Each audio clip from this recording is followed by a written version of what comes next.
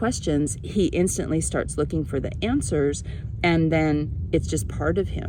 And the challenge with this middle school age is that if kids don't know how to learn, and if they're not given time to chase curiosity, they just get bored and frustrated and angry and overwhelmed, and then they push back, and then they start to see no point in education. The beauty of learning is that if you know how to ask questions and where to look for help and how to communicate what you're learning, you are set. You are equipped for life.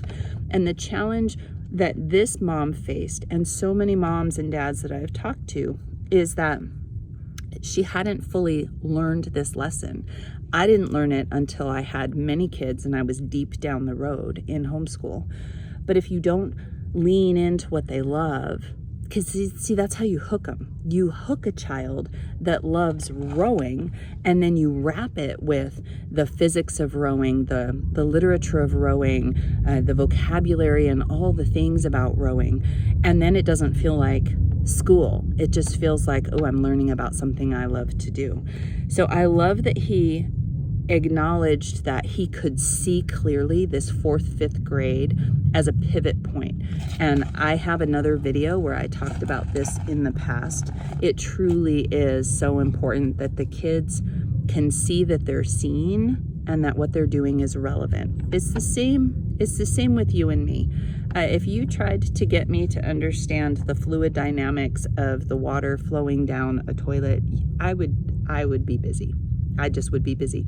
But if I was interested in fluid dynamics and why the water flows in a particular way, then I would be all in and you'd have my full attention. She said, and she's almost done with these thoughts, her observation is that though he says he doesn't like learning, when there's something that grabs his interest, he's all in and leaves us in the dirt with the knowledge he gleans. Did you hear that?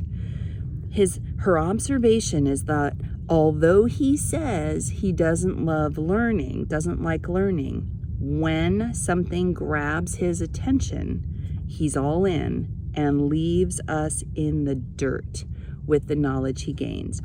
That's what happened with all 5 of my kids and with the parents and the kids that I've coached, that once they're grabbed, you can teach them anything if they're interested.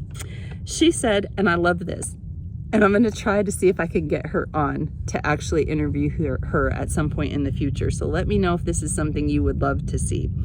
I could probably do the course on what not to do curriculum-wise when homeschooling, and then funnel everyone to my homeschool idols like you. I just love that.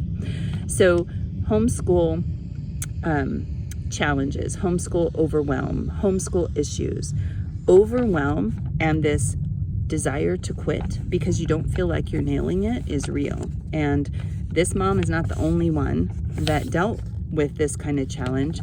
And although she lost the battle with continuing homeschool, based on what she said, I can tell that her son is thriving. And so at the end of the day, you do you. You do what's best for your homeschool family. You do what's best for each and every one of your kids. And know that we all hit bumps in the road. So I hope this encourages you.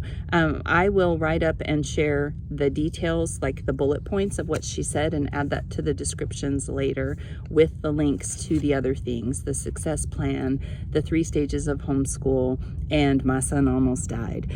And I think that's it. So if you're liking this kind of content, please make sure you like and subscribe, hit the little bell. And if you know anybody that is in this middle school struggle, that in between foundations and launching, please share this video with them, because if we can help save one homeschool family together, that they can get over the speed bump of that middle school hump and fall in love with learning, it would be amazing. So help me send this to people that you know and love, and I will see you in the next video.